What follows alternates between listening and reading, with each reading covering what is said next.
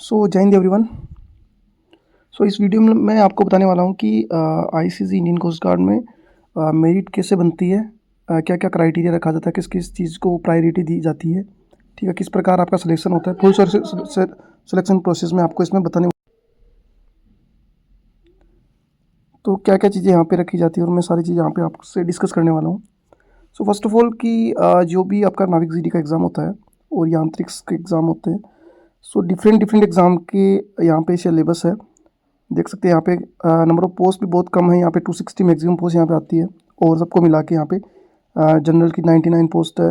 अभी जो latest vacancy आई थी उसमें इसमें 2 बैच को मर्ज करके यहाँ पे बनाया हुआ है, देखिए, जिसमें आपको 99 पोस्ट यहाँ पे CGPT 0126 के लिए और 104 यहाँ पे CGPT 2026 के लिए।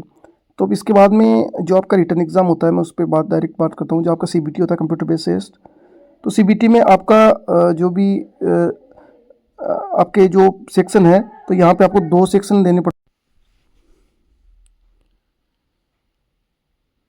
तो यहाँ पे देखिए आपका जो सेक्शन फर्स्ट होता है, फिर उसके बाद में आपका सेक्शन सेकंड होता है। यहाँ पे GD की बात कर रहा हूँ मैं, एंड देन यांत्रिक में आपके 3 सेक्शन होते हैं यहाँ पे। तो जो भी आपका पेपर फर्स्ट होता है उसमें आपके मैक्सिमम 60 मार्क्स होते हैं, मैक्सिमम यहाँ पे 60 मार्क्स होते हैं। देन आपको यहाँ पे साइंस, मैथ्स और यहाँ पे इंग्लिश वगैरह के क्वेश्चन पूछे जाते हैं, इंग्लिश, रीजनिंग और जीके क्वेश्चन पूछे जाते हैं सेक्शन फर्स्ट में।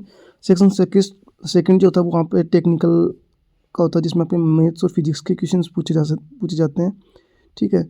तो यहाँ पे जो मेरिट बनती है वो दोनों को मिला के बनती है GD में। और यहाँ पे यांत्रिक की बात करें तो यहाँ पे आपके section third, fourth and fifth भी यहाँ पे ऐड हो जाते हैं, जहाँ पे आप जिस ट्रेड से हो, चाहे इलेक्ट्रिकल से हो, यहाँ पे मैकेनिकल से हो, तो उसके रिगार्डिंग आपके क्वेश्चन पूछे जाते हैं, ठीक है। तो यहाँ पे बहुत सारे बच्चों को डाउट रहता है कि सर जो फाइनली जो मेरिट बनती है वो किस बेस पे बनती है, आखिर क्या सेक्शन फर्स्ट के बेस पे बनती है, सेकंड के बेस पे बनती है। तो यहाँ पे आपके दोनों के मार्क्स जो भी आप एग्ज़ाम लिखते हो उसमें आपके सबको मर्ज करके यहाँ पे आपकी एक मेरिट बेस तैयार किया जाता है, ठीक है।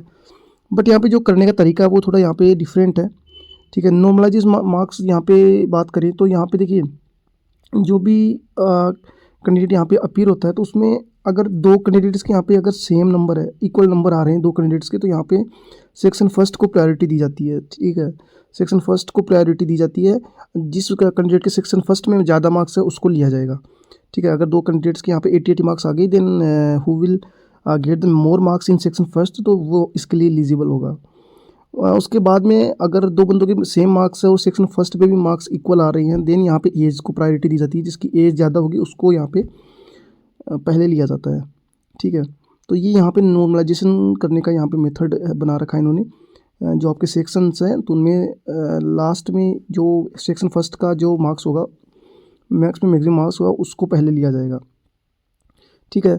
तो कई बार कैंडिडेट्स यहाँ पे क्या करते हैं कि ओवरऑल कट ऑफ तो क्वालिफाई कर लेते हैं, ठीक है, ओवरऑल कट ऑफ तो क्वालिफाई कर लेते हैं, बट उनको जो सेक्शन वाइज वो कट ऑफ क्वालिफाई नहीं कर पाते। जो मेरे पास बहुत सारे कैंडिडेट्स पहले भी यहाँ पे कमेंट वगैरह आए थे कि सर कट ऑफ से ज़्यादा मार्क्स होने के बाद भी क्यों सिलेक्शन नहीं हो रहा। तो इसके बाद इसका रीज़न ये है कि आपको सेक्शन फर्स्ट की कट ऑफ भी क्वालिफाई करनी पड़ती है, और यहाँ पे आपको सेक्शन सेकंड की कट ऑफ भी क्वालिफाई करनी पड़ती है। यहाँ पे दोनों सेक्शन की कट ऑफ ना अलग अलग जाती है, ठीक है। तो दोनों को आपको क्वालिफाई करना पड़ता है, देन आप यहाँ पे मेरिट के लिए एलिजिबल होते हैं, ठीक है।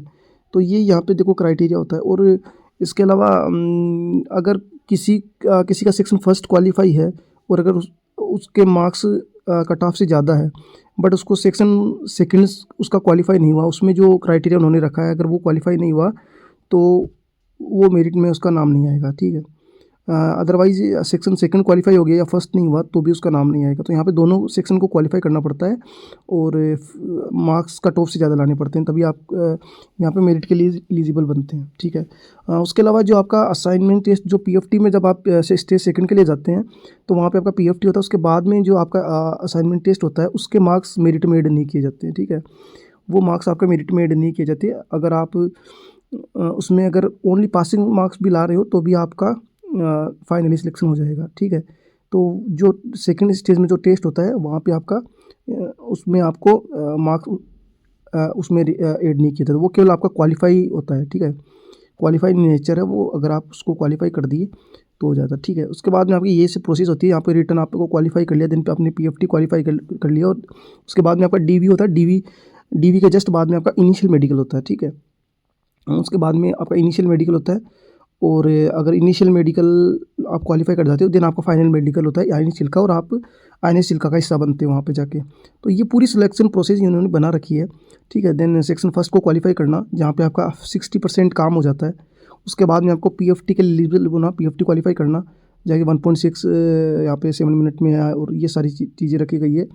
उसके बाद में आपका असाइनमेंट टेस्ट होता है, असेसमेंट टेस्ट होता है, जहाँ पे ठीक है बायोमेट्रिक करके आपका एक ओमार फिल करवाई जाती है वहाँ पे। अगर वो आपने क्वालिफाई कर लिया देन आपको डीवी, आपका डीवी होगा, और डीवी होने के बाद में आपको इनिशियल मेडिकल वहाँ पे किया जाएगा। अगर वहाँ पे आप क्वालिफाई नहीं कर पाते मेडिकल, तो आपको री मेडिकल के लिए भेज दिया जाता है। वहाँ पे आउट नहीं करते मेडिकल में, डायरेक्ट री मेडिकल के लिए भेज दिया जाता है, जहाँ पे आपका नियर बाई स्टेशन है। और अगर आप मेडिकल क्वालिफाई कर जाते हैं देन आपको फाइनल मेडिकल के आईएनएस चिल्का यहाँ पे ज्वाइनिंग के लिए भेज दिया जाता है, ठीक है।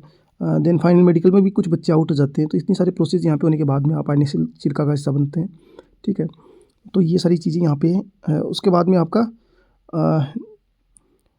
ट्रेनिंग होता है, और स्टेज थर्ड में आपका ट्रेनिंग, जहाँ पे आपको बेसिक आइडेंटिटी वगैरह चेक की जाती है, डॉक्यूमेंट फाइनली चेक किए जाते हैं वहाँ पे आईएनएस चिल्का में, सारी चीज़ें दोबारा चेक की जाती है। तो यहाँ पे बहुत ही ज़्यादा लंबा प्रोसेस है, लॉन्ग प्रोसेस है, जहाँ पर आपको बहुत ज़्यादा वेट करना पड़ता है, और देन आप फाइनली जाके आईएनएस चिल्का का पार्ट बनते हैं। तो ये सारी चीज़ें यहाँ पे डीवी वापस होता है आपका, ठीक है। फाइनल मेडिकल वहाँ पे वापस होता है, ठीक है। वहाँ पे डॉक्यूमेंट, पुलिस वेरिफिकेशन सब कुछ चेक किया जाता है।